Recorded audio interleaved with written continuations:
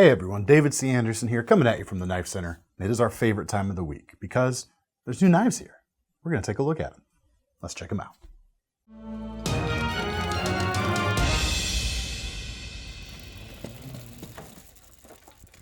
All right, first thing up this week, we've got a new exclusive version of the CJRB Pyrite. Our titanium bolstered exclusive, now available with Pakkawood handles. There you go. Very classy look, very classy presentation for this knife. Gold thumb stud only kind of furthers that just a little bit. And like our micarta version of this knife, we also have the milled titanium pocket clip too. Nice elevation there. But we didn't go so crazy with this knife that it got super expensive. Stuck with the excellent RPM 9 powder metallurgy steel on here.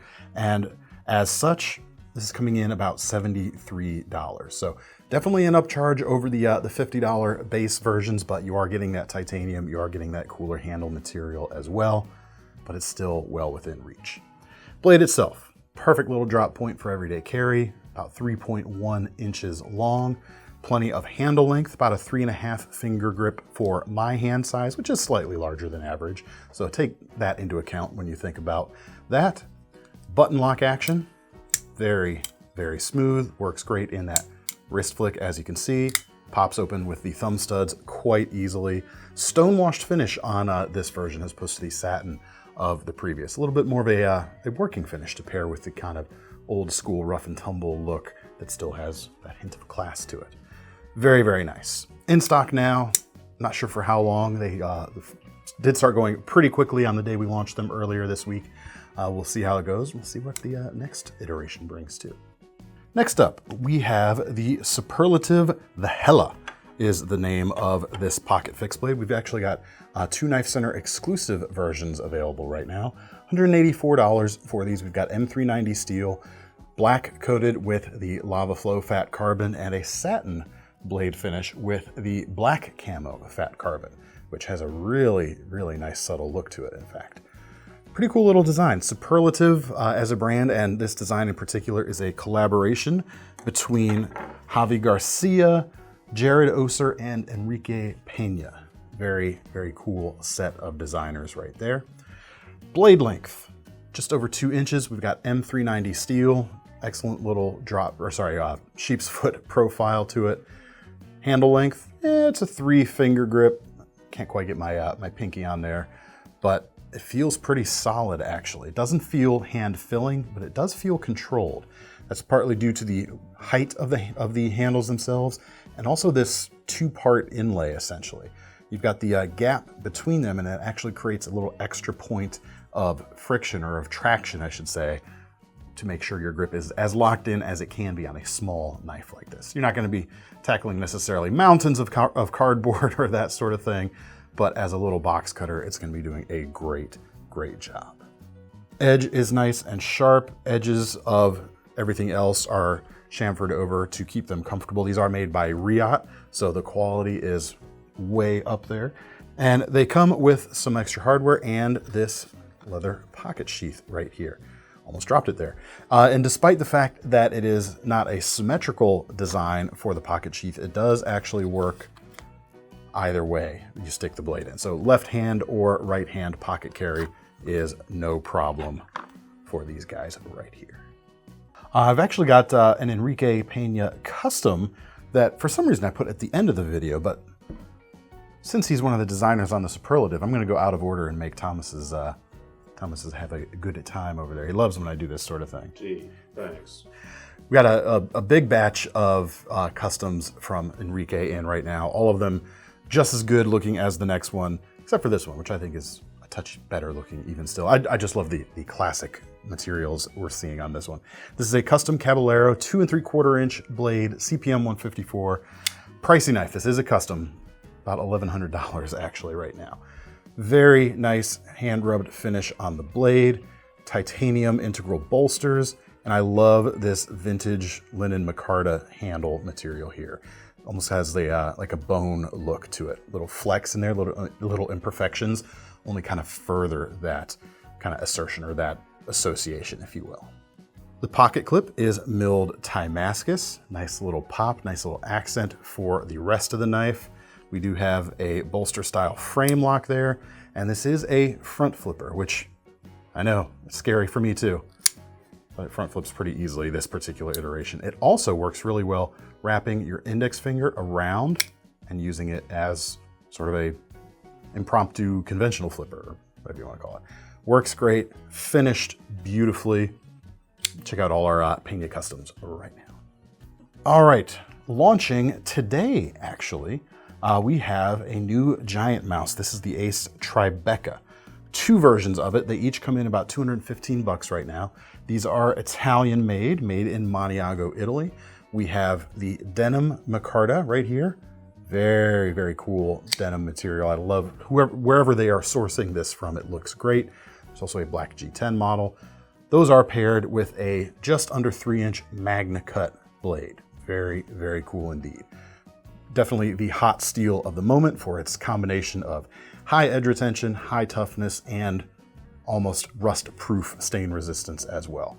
Really, really excellent stuff. We've got the drop point here. It's got a nice broad profile, full flat grind, or almost a full flat grind, I should say. It's going to be a pretty efficient cutter day to day. Crowned spine along the spine to keep things nice and comfortable, but you do have a little spot of jimping a little ways right in front of the opening hole there. Gives you a little bit of traction for your index finger or for choking up with your thumb for a big, heavier cut as well. That especially works on your thumb if you choke up into that choil section right there. Gives you a fuller grip on the knife. Now, I do always caution to be careful with this style of choil where the edge actually comes through, because you don't have anything to keep your finger from sliding forward onto that edge. But if you are needing to use this in kind of a big fisted gorilla grip, I found that kind of putting my index finger right over the flipper tab allows me the solid grip I need, because most of the grip strength there is coming from your last two fingers anyway, not your front one. Still has a nice solid grip and feel. Love the contouring on the handle scales. That's going to work excellently to keep it more comfortable. Wire pocket clip keeps it classy looking, and that pop of gold from the backspacer is just a nice finishing touch on this knife. Next up, having launched earlier in this week, we've got some Italian-made versions of the CRKT Facet that have come out, and they turned out absolutely gorgeous. Previously, you could only get this as the full Ken Onion Custom or the $50 base version of the CRKT, but this one actually does a really good job coming so close to the Ken Onion Custom. How do I know, you ask? Well, I happen to have right here the custom that this top version here was modeled after. Same rivet pattern going on. In fact, what do they call it? What does CRKT call this one? This other one, we have the viral titanium handles. Nice kind of diamond textured flats and more mosaicked facets, shall we say. Very nice. But this other one is called, probably rivets, right? Yes, the rivet titanium handles. Check it out there next to the Onion Custom. This one belongs to one of our guys here at the office. Big spender. Sorry, I'm just admiring that. Really, really well done. The flipping action feels a little different, let's be honest, but doesn't feel wrong at all. I mean, it feels premium. These are going to carry a premium price tag to $275, but when you consider the fact that our guy probably paid over $1,000 for this custom version right here, kind of a good deal. But specs, what are we talking here? 3.5-inch blade, M390 steel, full titanium handles, titanium linery frame lock. It is a liner inset into the titanium handles here, but you've got this nice big lock bar interface itself. So it's an interesting hybrid going on. And if I didn't mention the price on these, $275. They are made in Italy. I think they're made by Lion Steel, but I haven't been able to confirm that 100%. But man, they're cool. Love that locking interface. Love kind of the executive styling here, kind of a cross between like an executive knife and something like the Benchmade 940. It has a bit of that kind of reverse Tanto Spey profile to the blade itself. They're just super great, man. I know that's very verbose and very, you know, I had to dig deep into my bag of vocabulary to say it's super great, but it kind of just is super great. Really like them. I think they've priced these at an appropriate level, and for the quality you're getting, man, they are superb. All right, next up, we have some more Italian-made knives. This is the Goccia from MKM. 2 new versions right here, priced at about $280 for these. M390 steel as well, 3.35 inches. Jens Anso is the designer. New handle versions essentially joining the lineup. We have the Arctic Storm carbon fiber right here, and we also have the White Storm carbon fiber, and that one comes with a black stone-washed blade pairing. Such a cool knife. It is an excellent pattern. I love the flowing lines going through all of it. It's just great. I mean, MKM does a fantastic job. I should also mention that these kind of join the lineup at the same time that our exclusive in the red lava carbon fiber also rejoins things. And this one we've actually got priced a little lower, $249, just under $250 right now, which is a pretty cool thing. We've run through a batch of these before. It is back now. We happen to believe in this pattern and liked it before, which is why we got the exclusive. Red lava fat carbon handles on this one. In addition to the cool flowing shape this way, one thing I forgot to mention, it's even got some dimension from the top down, or bottom up. That would be top down. So you've got a little hint of comfort there. In fact, it fits into the handle quite nicely. Inset liner lock is very classy. Ball bearings in the pivot help it flip great. Blade has a little bit of substantialness to it. The spine is not super thin, so you've got some strength to go with the cutting ability of that M390 and the high flat grind to keep it slicey enough that you're going to be able to pull off some fairly efficient slicing while having the strength to do some kind of bigger tasks with it. Just fantastic. All right, next up we have the Sacra, a knife from Real Steel, and this is where I bring it back down to earth a little bit. Apart from the first knife, there's been a lot of really expensive stuff on this table that we've looked at. I put a few things that, well, not cheap, bring it back down to earth a little bit more. This is a $71 knife and some change. We've got a drop point blade, 3.3 inches in length. The steel is K110, which is a European-made version of D2 tool steel. So good edge retention for your dollar when you combine it with the fact that we do have a crossbar lock right here. Love the fact that we're seeing more crossbar locks in more budget-friendly price points lately. Really, like, I can't say how much I love that. It's kind of my favorite lock, what can I say? The action, this is the first time I've used Real Steel's iteration of said lock.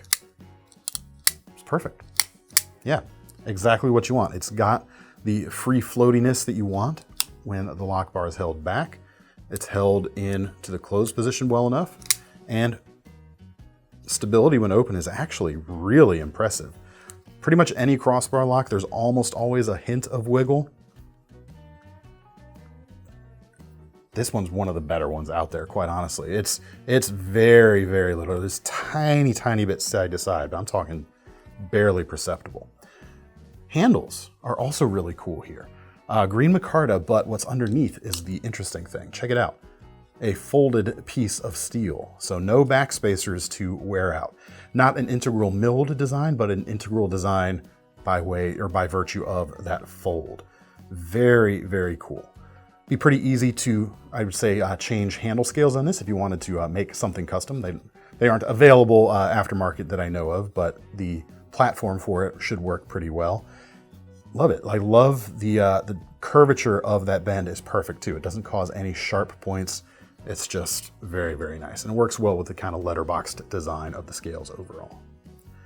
Thankfully, they gave us a reversible clip right here so that the whole knife could maintain ambidextrous qualities, because the lock is, of course, and the dual thumb studs help that. Carry is very nearly completely deep carry. You have a touch poking up there, but they handled the rest of it exactly the way you would want. They've milled a pocket into the handle scale, and so it can sit flush or sit inset to the scale, and use flush mounted screw heads. So nothing's gonna snag when you're putting it back into your pocket. Very, very smooth experience right there. And it's cool. Like it. Really like that little blade shape. This is a Poltergeist Design Works design. I forgot to mention that, but you can see the logo there right on the back. Next up, also playing in the kind of same price range, is a new version of the Kizer Original, a button lock design, $72. Like the crossbar lock, I didn't mention this on that, but you have a finger safe locking mechanism because your fingers never cross the path of the blade when you are closing it.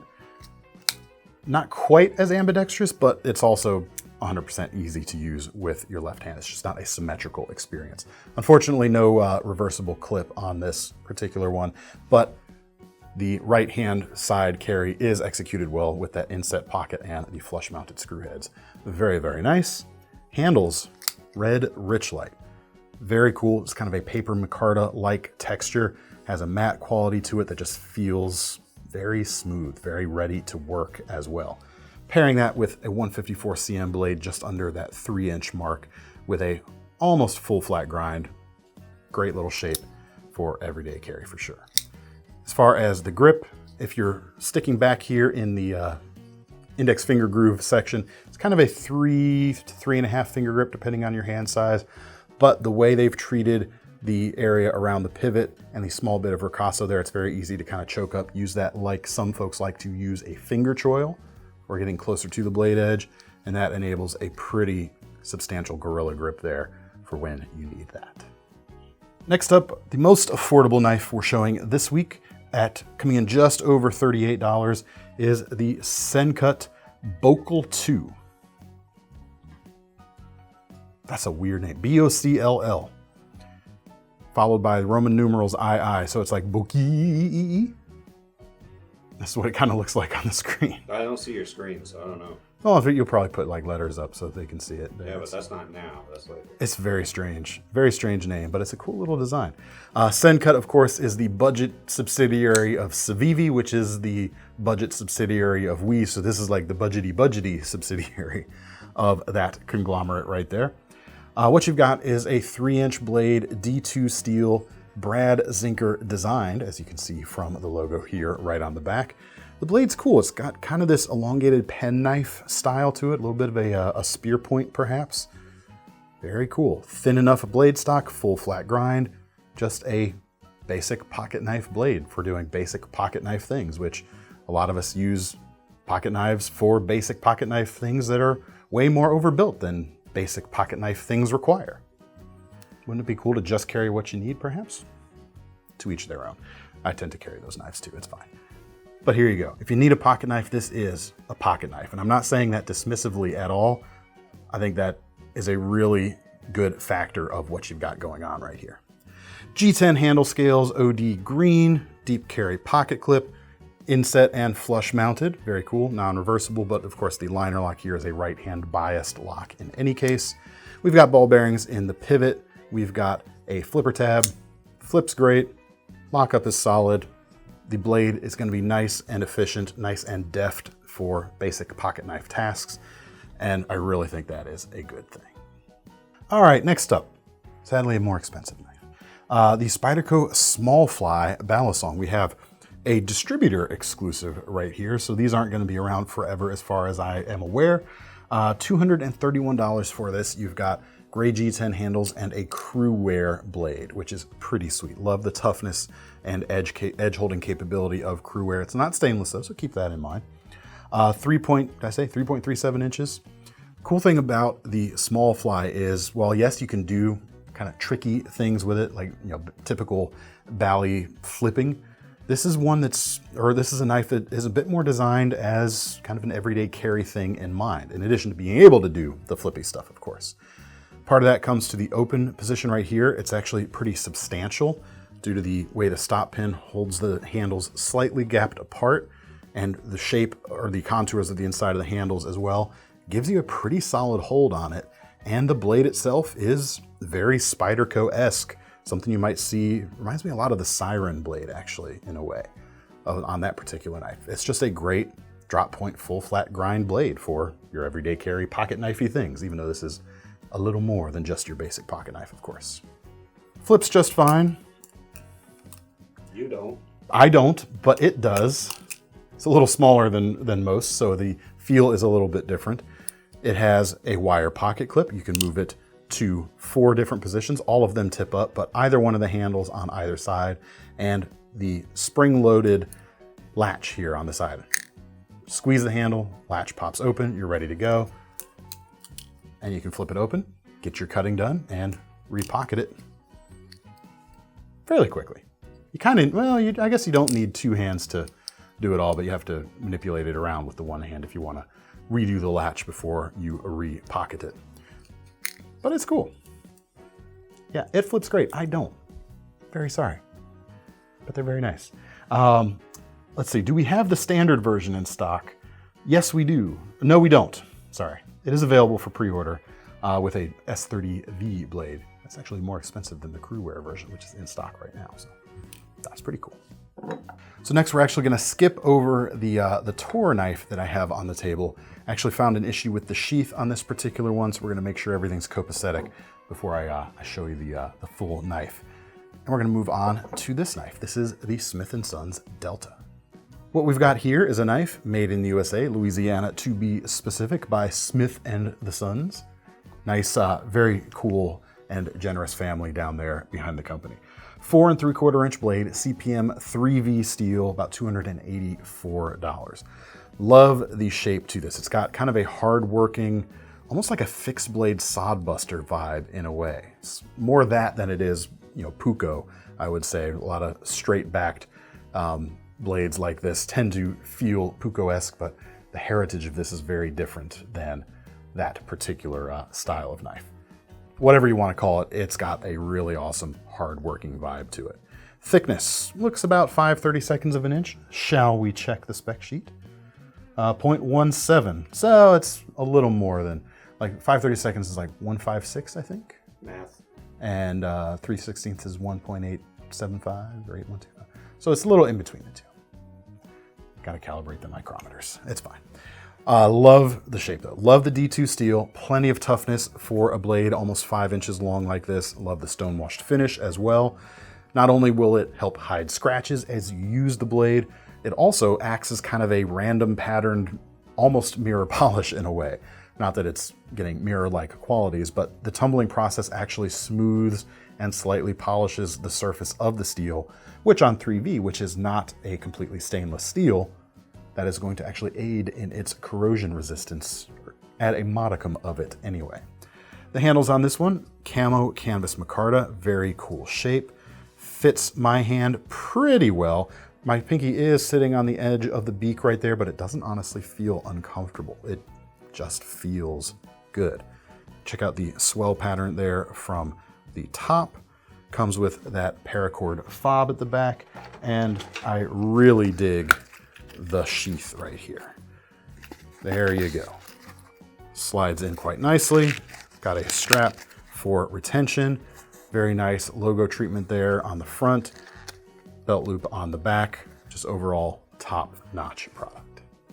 And we'll end things today with one more fixed blade. I clustered the customs right at the end because we don't often get a chance to show too many customs on this video.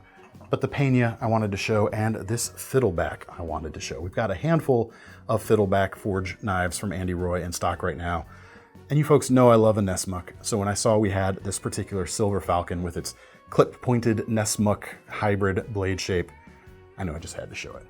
3-inch blade, 8670 carbon steel. Handmade, of course, everything on this knife, $365 for it. The handles themselves, Zerocote,